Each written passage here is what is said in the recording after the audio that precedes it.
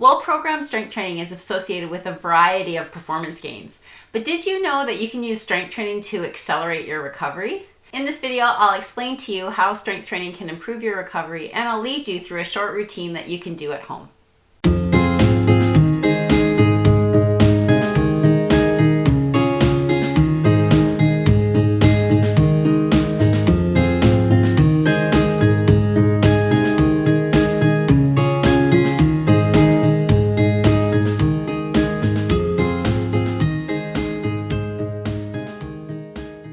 Different athletes have different objectives when it comes to strength training. For some, it's really about developing power production. For others, it's more about injury prevention. This video isn't really about how to integrate strength training into your overall program, but what I would like to say to all of you is that the chances of developing really big, bulky muscles from strength training when you're an endurance athlete are essentially zero. So that should never be crossing your mind when you're thinking about doing strength work.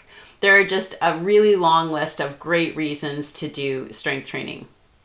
Those reasons include improved power production, injury prevention, improved coordination, improved posture, improved range of motion, better flexibility, improved bone density, and what I'm going to talk about today, which is accelerated recovery. I like to incorporate short routines like this one onto rest days to encourage the body to be in the hormonal profile that we want it to be to improve and adapt from training. So for all my perimenopausal or menopausal women, incorporating short workouts like this one that are designed simply for the hormonal response, but have the added benefit of a little bit of flexibility, a little bit of mobility, and a little bit of movement that makes you feel good on that day is going to help you recover. It's not going to slow your recovery down. The routine I've designed for you here is mostly lower body exercises, but for some of you guys, you might find that for your recovery days, doing workouts that incorporate more upper body work will give you exactly the same hormonal boost that you're looking for, and maybe rest your legs a little bit more. So I'll come up with another workout like this in the future that's more upper body. But for now, let's focus on our lower body and let's see the workout. In this workout, you're going to do 30-second sets of each exercise and take short 15-second rests. You can do these weighted or just use body weight. We're going to start with squats, and with squats you want to have your feet a little bit more than hip distance apart. You want to slightly turn your toes out, but keep all your toes and your heels firmly into the ground. Keep your spine nice and straight. Think about sending your butt back but keeping your chest up. Maybe even think about tucking an egg under your chin.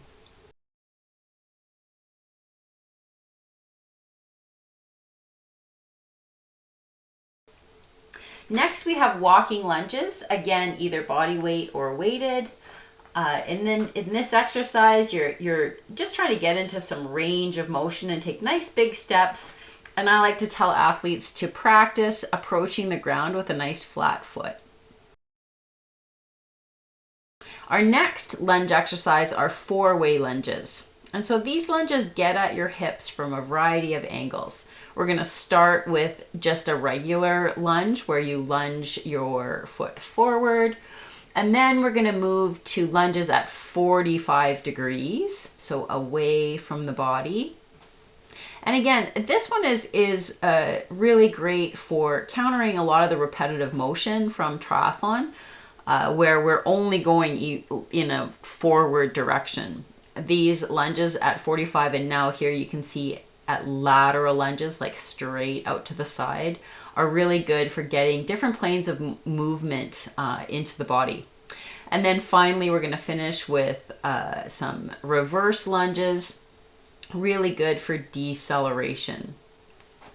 So we're going to do these on both sides, and what I would focus on is really trying to keep your spine nice and straight. I'm looking down a little bit, kind of watching to make sure I don't step on Stevie here, but trying to keep a nice, good posture, like really thinking about what your running posture would be while you're doing this. Really trying to keep your pelvis neutral, so like not like spilling your pelvis forward.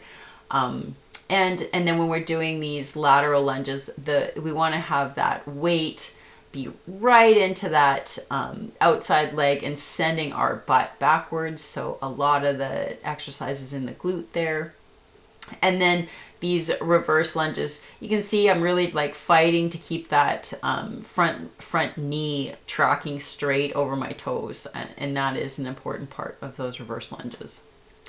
Okay, and so now we're going to move on to some calf raises. And I think calf raises are something you should do every time you brush your teeth. Like just a little bit of repetitive work on them is money for runners. So here I've got straight leg calf raises. I'll do about 30 seconds of those. And when you do these, you want to make sure you push both your big toe and your pinky toe into the ground so that you come straight up.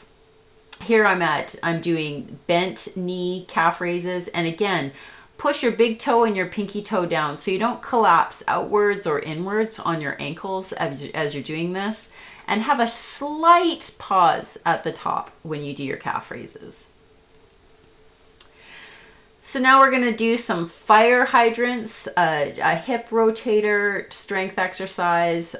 Really helps, especially when you have been running a lot, to just sort of open up all through the hip there.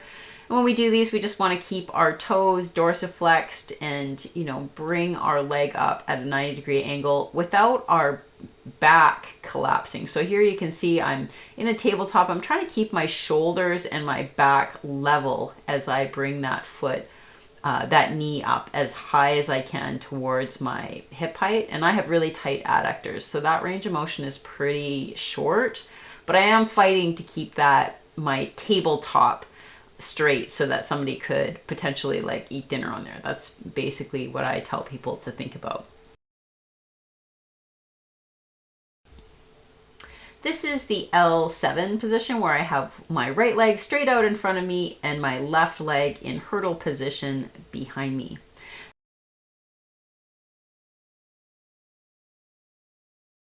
And it's a really good hip in an external rotator exercise. So I really like this one. I generally say 15 seconds for each one of these because they tend to be hard for people. So you just lift and do maybe like 5 of them rather than do the full 30 seconds. And so here I'm just lifting my leg that's out in front straight up in the air, and then my trailing, that hurdle leg, just lifting it up and out just gently. And again, this is a submaximal exercise, so you don't want to overdo any of this, just sort of activating those hip rotators and those hamstrings and saying hello to your pug.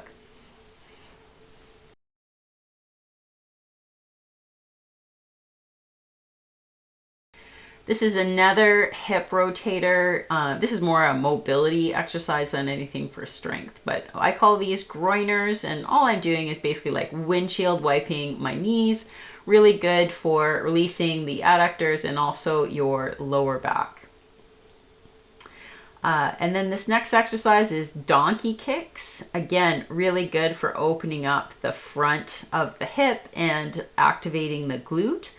So when you do this exercise, you want to really focus on that tabletop again, where you keep your tabletop nice and flat and then have your hips be able to move without rocking back and forth. Next, I'm moving into some mountain climbers. And so with this exercise as a recovery modality, what I'm trying to do is just get the biggest range of motion I can and work on a little bit of strength across a variety of joints low to the ground.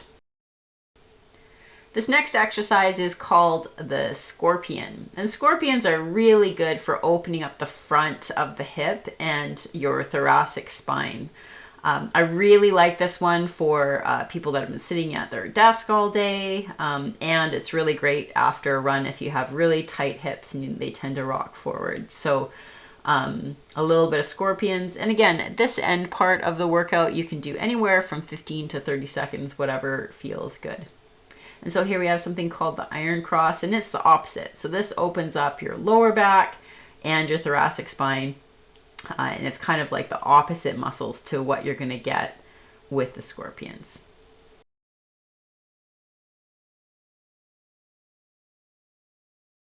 I hope you liked this video and you enjoyed the workout. Please subscribe to my channel. If you need more workouts like this, you can check out Coaching on Demand.